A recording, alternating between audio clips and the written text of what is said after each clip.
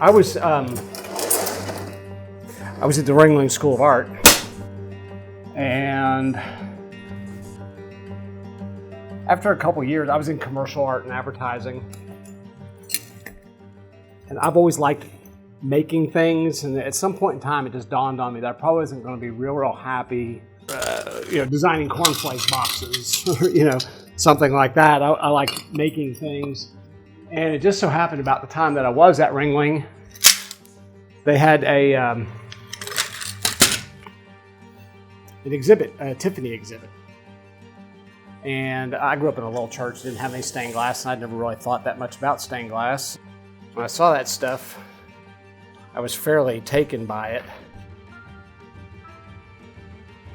And then I had an instructor at Ringling that had designed stained glass windows freelance. He was a contemporary surrealist, I guess, kind of in the vein of Dali, a very, very realism and some surreal stuff thrown in there. And he had suggested at one point in time, because a lot of my earlier artworks were a lot of heavy lines, flat color, which looks a lot like stained glass, leaded glass. And I had never really considered that, thought anything about it. And it was about the same time that I saw the Ringling exhibit. And it just started me thinking about what I wanted to do.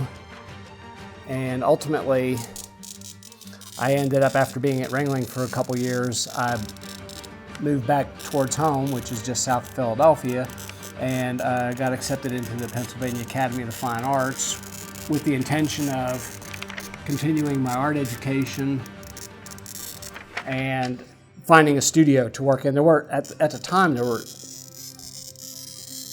very few studios in Florida, and those that were there weren't really hiring, so I didn't have, staying in Florida wasn't a real huge option, although, I would have liked to, but I ended up moving back up there.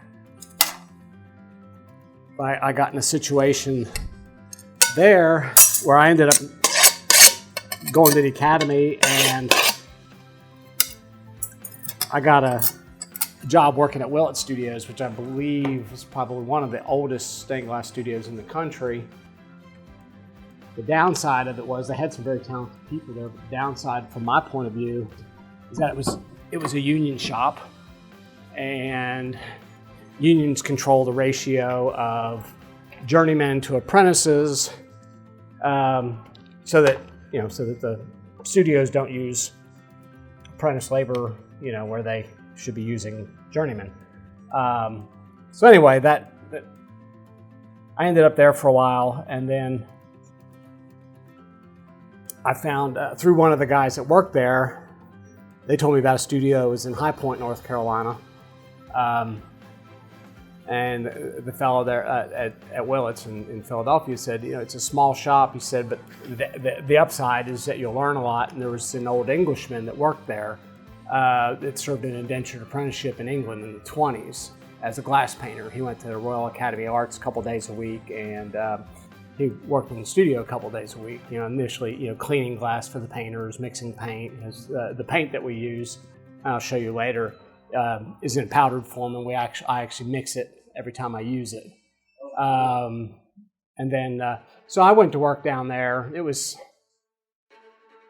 The work was very different. It was much more country church kind of windows and stuff like that. But this old Mr. Dixon, this old Englishman, was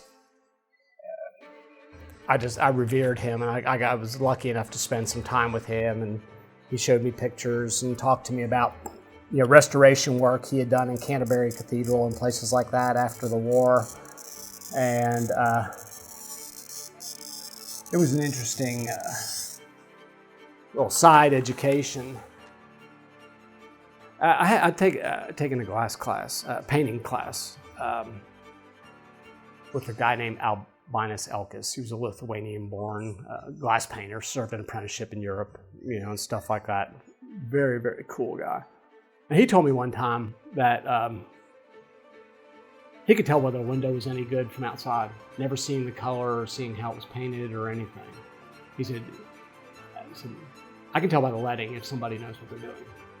If the leading is lyrical and it's structurally sound, he says, then I don't have any doubt in my mind that the window inside is going to be just as nice. So this is the lead channel we used to put it together. And you can see it looks like a little I-beam in the glass. Fits in these channels. The center part's called the heart of the lead. You have to allow for the heart. So if you just had a pencil drawing or a real skinny line and you cut everything, every time you put a lead in, the window will grow. So what happens on this, I use a Sharpie line. This piece of glass here, I cut on this side of the line. This piece of glass here, I cut on this side of the line. So it automatically sizes everything down to allow for the leads. Well, so I've always really thought about that when I was designing, simplifying things. Some people design things with these really ungodly amoeba shape. And a lot of them, they actually have to cut them with like diamond saws and stuff. They're hard to cut like this. You can, but it's a real challenge.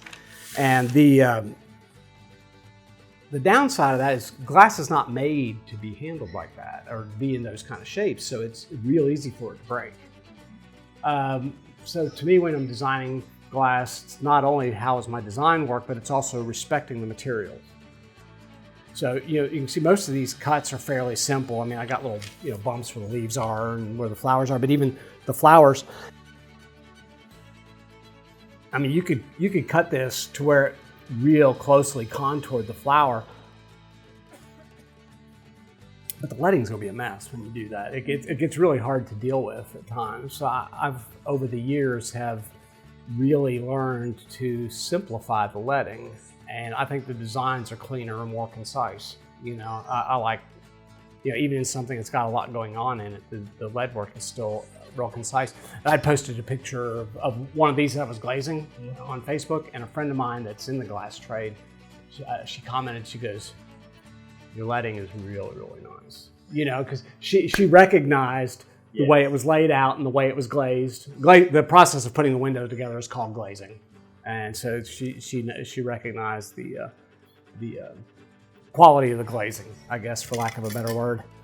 And that made me feel good, because and it's funny, and I guess probably a lot of artists are like this. When I'm just working on a stained glass window, or I'm working on a sign, I do sign work also. When I'm working on those things,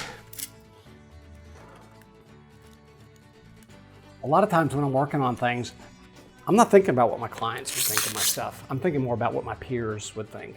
Because my clients, by and large, are not educated about what I'm doing. It's pretty or it's not pretty.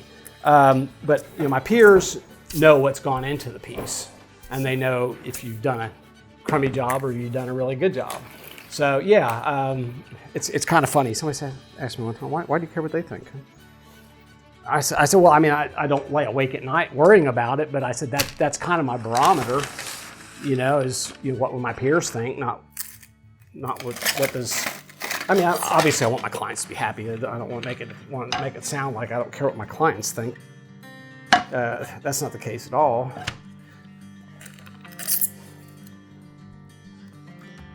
Anyway, I worked there for a couple years, and I was primarily a glass cutter, which is what I'm doing now.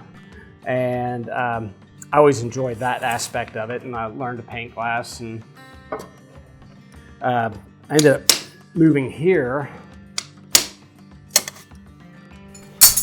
It was funny when I started my business, like I said, the guy didn't pay very well. I figured, well, I'll go into business for myself. I cannot possibly make any less than I'm making working for him. I was wrong.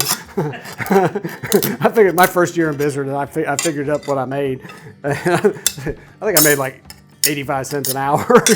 So it was slow going. Unfortunately, a lot of artists, I have a lot more artistic ability than I do business sense, and so it was interesting learning to run a business.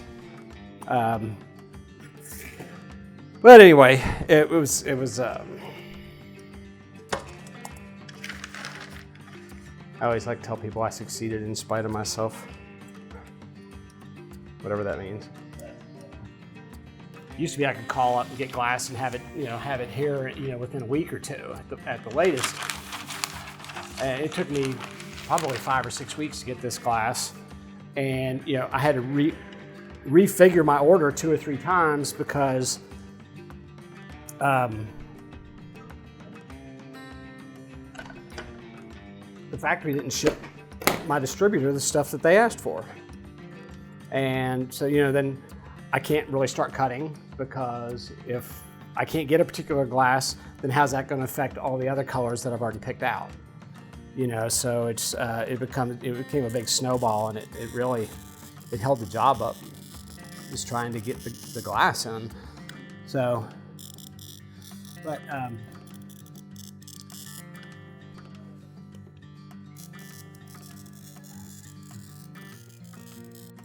let's see, like you see all this stuff, you see all this. There's no such thing as scrap. You try to save everything because you might need it, and sometimes you get commissions where you got a lot of little pieces and stuff like that, and you can utilize your scrap, and that's always fun because you've already paid for it. It feels like it's free money,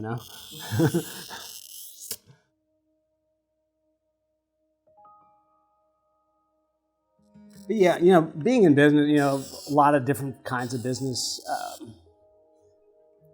Part of your job is to be a psychologist. You got to work with the people. You're an educator. You're a psychologist.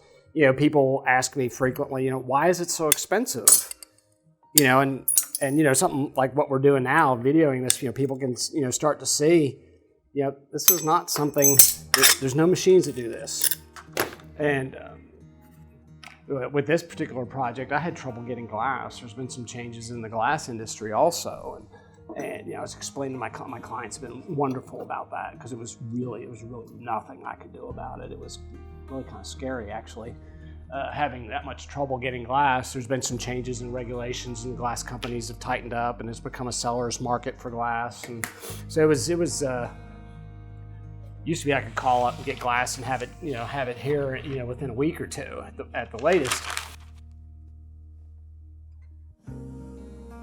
Yeah, it really is. It's just a question of getting it in there, realizing what you've got to have to get by and to make that living. Because really, as a businessman, and at first, part of my issue too is I was just trying to cover my time and materials, and overhead, and I started. I took a couple business courses, fortunately, and started figuring out stuff like overhead, insurance, and if you don't factor all that stuff in, you're paying for it out of your pocket, and then you're entitled to a return on your investment. So you're trying to you do all that stuff, and you had a markup. So anyway, that part of it was fairly interesting, trying to learn to be a businessman. It's got a little hump in it. Good, and here's a big thing too. I've talked to people before, and they say, well, I don't want to do commission work because I want to do, artists that say, I want to be free to do what I want to do. And I can appreciate that. However, the upside of commission work is when I get a commission, I know the job is sold. I'm going to get paid.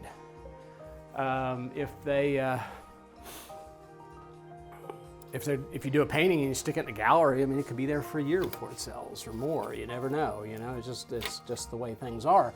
So commission work is a challenge in that you are working with a lot of different parameters. You've got size requirements. You've got your client's desires. You've got lighting, which side of the building it's on. You've got a lot of different things that you consider when you sit down to start designing a window. And then on top of all that, budget. I think I had mentioned that before. You've still got to deal with that also. Pump the glass. Let's see if that'll break now. Yeah, that's one of the things that's really different about cutting stained glass versus cutting window glass. Window glass is really smooth, and this stuff's got all kinds of bumps and bubbles and divots and weird little things, and you can just hit one wrong and the glass will just break in the wrong place. It's nature of the beast, so you don't get too upset about it. You just get another piece and cut it again. Yeah, the only time that becomes problematic, I was talking about the mouth-blown European glass, that's costing, you're cutting a piece of glass that's $30 a square foot or more wholesale. You get, what they used to, you get a little nervous. In art school, we used to talk about that because you do it in life class and stuff. You do a lot of drawings on newsprint, and gesture drawings, and then all of a sudden you go get a nice piece of paper, a nice piece of charcoal paper, or pastel paper, or something like that. And all of a sudden you freeze up because now instead of a piece of newsprint that costs a couple cents, you've got this nice piece of paper that costs $3 or $4, and you're a starving, college art student, and you think, oh my gosh, I can't draw on this, And so you get all freaked out, and then your drawing looks like hell because you're so nervous you can't draw.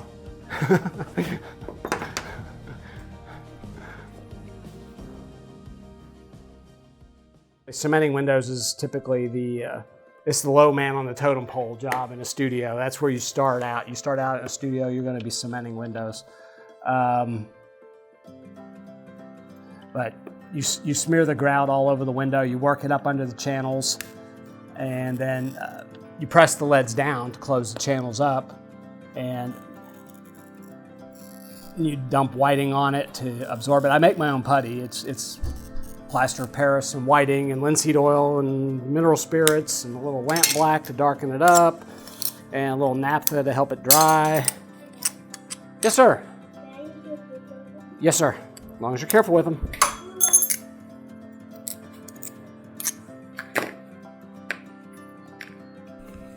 Being a dad.